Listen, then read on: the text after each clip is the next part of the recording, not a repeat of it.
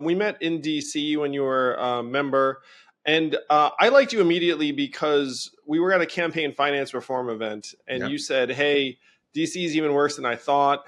I'm the only member who doesn't dial for dollars. Hmm. I thought I was kind of here to legislate and do something good." And and I heard this, and I said, "Wow." Uh, like more of America should hear about this Hmm. guy. And then you made headlines where you said what you actually thought, which was, hey, maybe candidates other than Joe Biden should consider running. Not because Joe Biden is not a good person, but he may not be the best candidate to field. And then you got a tremendous amount of blowback from that. At least that was the sense I got from the outside looking in. That's a good sense you got.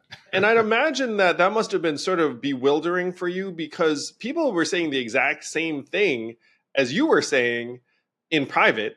They were Yeah. thinking the same thing. And then you said something that, in my mind, was fairly conventional wisdom. And all of a sudden, it was like this headline making, oh, like Dean is somehow sticking a black eye on the party or something. And was that the experience from your side?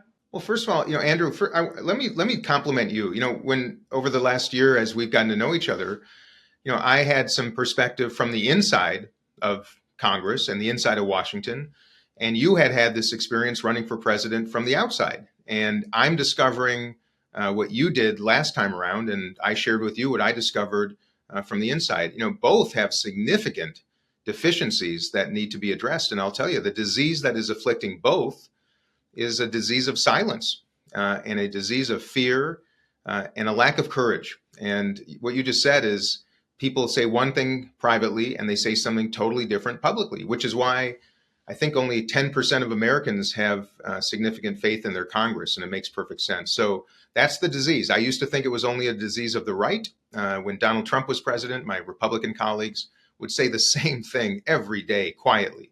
He's appalling, he's dangerous, his character is horrifying. And then they get in front of the cameras and lights and say that he was the greatest thing since sliced bread. And then I started hearing the same stuff on my side. People having conversations about President Biden's deficiencies, the decline, the numbers, the fear that he's going to lose, and now almost the certainty that he's going to lose. And yet, when they get in front of cameras and in public, say something totally different. And I think that is the most dangerous affront to democracy when people in elected positions trying to represent people ostensibly say something different than they feel. And I'll tell you, when 70 some percent of the country wants neither Joe Biden nor Donald Trump to be the next president, and only one member of Congress out of 535 really stood up and said it, which is me, we got problems.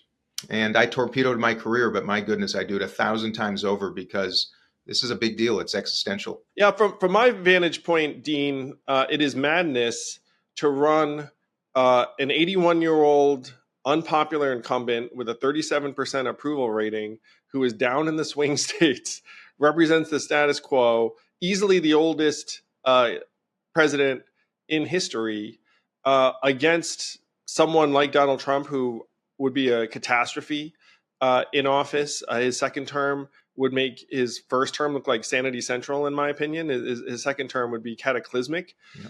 And you know who I have a bone to pick with? And I don't know if you feel this way, but I'll say it.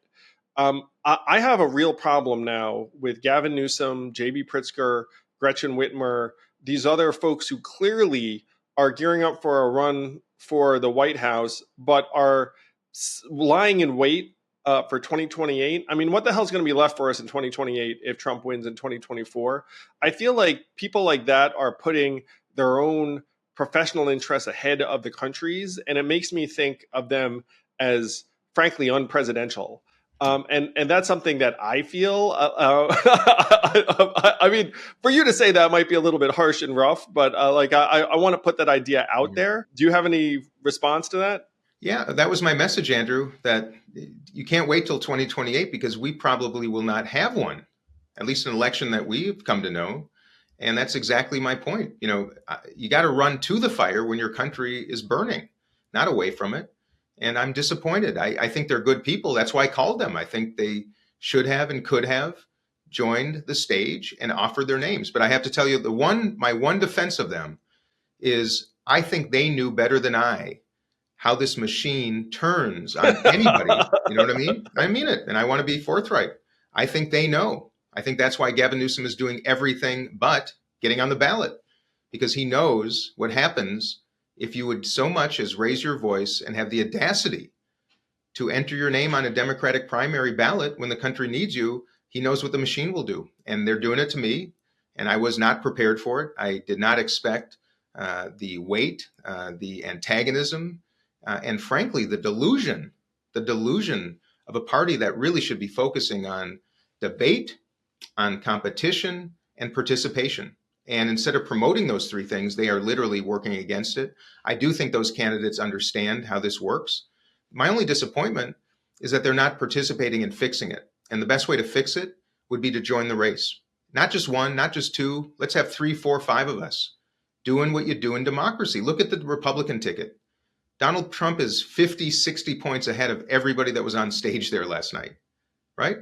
That's not stopping them from doing it. Not stopping them. And he's not showing up to debate either. Biden's not showing up to debate. I think we have a real crisis. And I'm disappointed. I think they should have and could have. And if they're waiting till 2028, like you said, I think that shows a deficiency when a country really, really needs someone.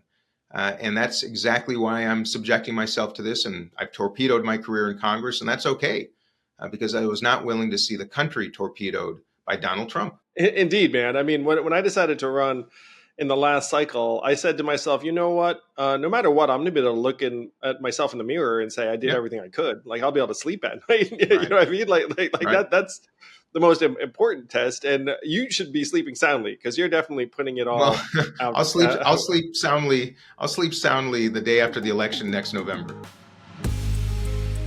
Hey YouTube, thanks for watching. Please do hit like and subscribe, and hit that bell if you want to be notified every time a new episode drops. Thank you.